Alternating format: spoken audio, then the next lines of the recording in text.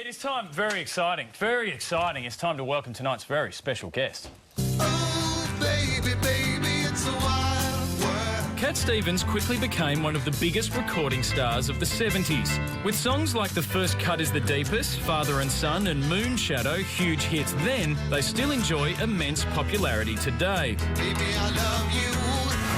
But at the height of his success and fame, Stevens converted to Islam, turning his back on music, and in November 1979 he walked on stage as Cat Stevens and walked off as Yusuf Islam.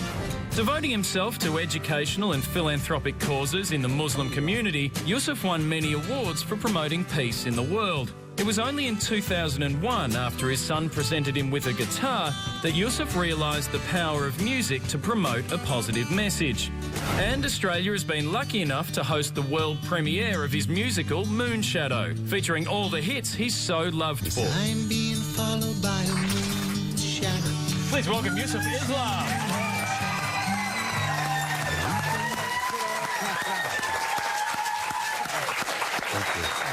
Can I just admit off the bat, you definitely win the beard competition. I mean, Charlie and Amateur. Limo's clearly been having a crack this I'm week. trying, but it's not working out for That's me. what happens when you leave it too long. That's Now, congratulations on Moon Shadow, and we feel very lucky here in Australia to get the world premiere. Why are we so lucky?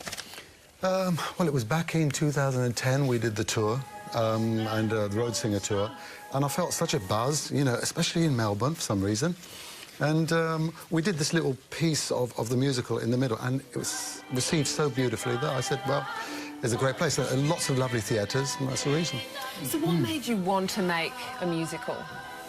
It goes back to where I, was brung up, which was the West End of London, and surrounded by theatres. And in fact, I wanted to be a writer of musicals, a composer of musicals, before I wanted to be a pop star. In fact, I never wanted to be a pop star, really, but... So being a legendary pop star was a real mistake, then? It was a mistake. It was a diversion. 30-year diversion. But, and I always wanted to... And my songs have always told stories. And in a way, this is a way of me sharing, the great musical journey I've been on. And you've got a very unique voice, though. How do you feel when other people are singing your songs? Well, I kind of got a lowish voice, and it's getting lower, actually, as I get older. But, I like to hear these young voices singing the songs with great energy, and it's fantastic. What about on karaoke? What if it was a karaoke night? I don't believe in karaoke. I've never been there. So were you surprised that the songs that you wrote so many years ago bring so much joy to young kids and people of all ages now? Yeah, well, I think that's because perhaps I'm a lover of melody, and I don't think melodies die. They always... That's the art of music for me. It was never about just a kind of a stylistic thing. It was to do with melody. And so I think my songs have just lasted because they've got melodies. You say that all your songs tell stories. Is there one that every time you come back to sing it, you feel like that story connects with you the most? I kind of like... I like unearthing some of my old songs. Recently, I was playing one of my early songs called Where Are You? And I just like playing around with some of the words and the meanings that now come to me after so many years of writing it, So Where Are You is one of my favourite ones at the moment. Do you come back to it and go, no, maybe I was meaning that when I wrote that? Or, it almost adds a new meaning to it? Sort of. I mean, I think that now I can reflect. I'm in a helicopter today, as being of the slightly greyer, crowd.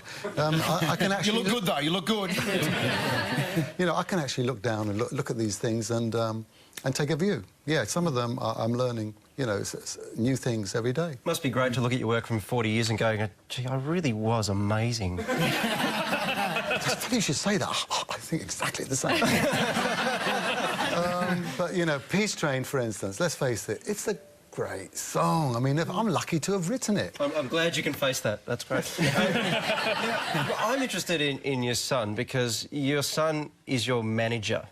Yeah. Now, is this just a way to avoid paying pocket money? I mean, what He's great. He's helped me, I'm helping him, and he's my eyes and ears, actually. I mean, he introduced me to grunge. I would never have known about grunge had it not been for my son. He plays in a band, yeah? Yeah. Is it anything like Cat Stevens, or is it a bit more... It's a grungy.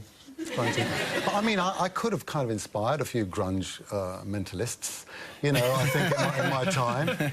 And because, you know, I was to do with emotion and letting it out and not holding it back.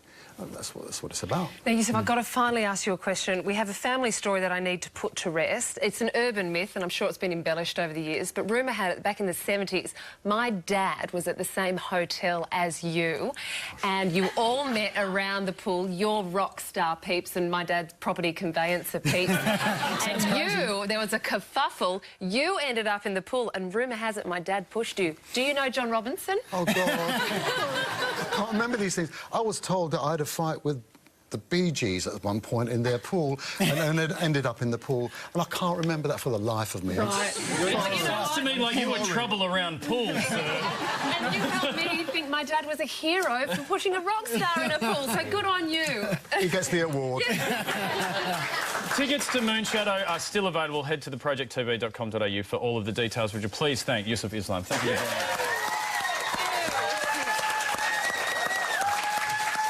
Well, stick around, we've got lots more. We'll be back in just a moment.